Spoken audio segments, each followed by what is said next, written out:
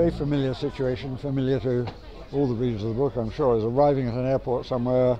You go through passport control, get your bags, arrive in the arrivals hall, and there's a long line of people holding up cards with people's names on them. Maybe your name's one of them, maybe it isn't. I've sometimes been tempted, often been tempted, to go up to someone who's holding somebody else's name and say it was me, just to see what it'd be like stepping into somebody else's life, somebody else's world, and just to see how far I'd get with it. Well, I'm far too timid and too law-abiding ever to do it. But of course the great thing is that if you write fiction, you have assistance of people who help you out in life, that you're invented characters. So I invented someone who does exactly that. Arrives at an airport on a Greek island, is expecting to meet his new girlfriend, who he picked up in a bar in London while her real boyfriend was outside having a smoke. And he's borrowed a villa from somebody he doesn't know, so he's a bit of a chancer. He arrives, and he gets a very discouraging phone message from her to say she's missed the plane, won't be there for another 24 hours. He has 24 hours kicking around, there's nothing to do, and he sees a name among the other names being held up that he rather likes, Dr. Norman Wilfrid, and he sees it's being held up by a rather attractive young lady. So at that moment the die is cast, he ceases to be Oliver Fox and becomes Dr. Norman Wilfrid. I've said that to keep myself amused, I put it on a private joke. I've quoted something from an earlier novel of mine, literally 7 words long, 7 words, and I've said that the first person to identify it will get a bottle of champagne.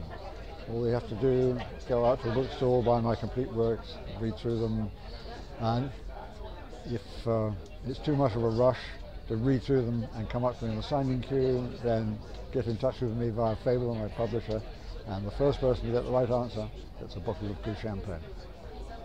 And as yet that hasn't been claimed? Hasn't been claimed yet, no. Most obvious difference between a play and a book is in a book the author knows, or can know if he wants to, what the characters are thinking and feeling. It doesn't have to, but in most books you've read it's full of things like she felt bitter resentment, he decided to do so and so. In a play you can't do that. All we know is what the characters tell us. Of course they can tell us what they're thinking and feeling, but then you have to believe they're telling the truth and that they understand themselves, which sadly characters in plays often don't. And for some stories you need to know what they're thinking. Other stories you need to work it out, which is what you do most of the time in life. And most of the time in life you're looking at other people, listening to what they say, looking at the way they behave and trying to work out what their motives and feelings are. But of course there's one person who we think we have better access to than that, and that's ourselves.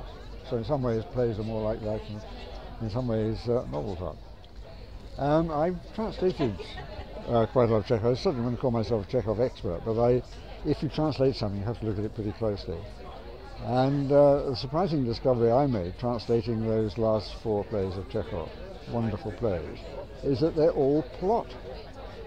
They're so well written you don't notice. It just seems as if things happen to happen.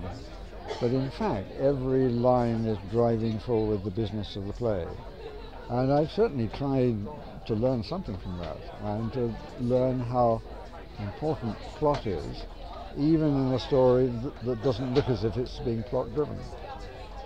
Well, the most obvious attraction of a good bookshop, as against online books, is you can actually pick the books up, look through them, see what you think about them. Do they feel nice in your hands for a start? A good book feels nice in your hands, and often you buy a book simply because attractive jacket, and you think you just like to own that object.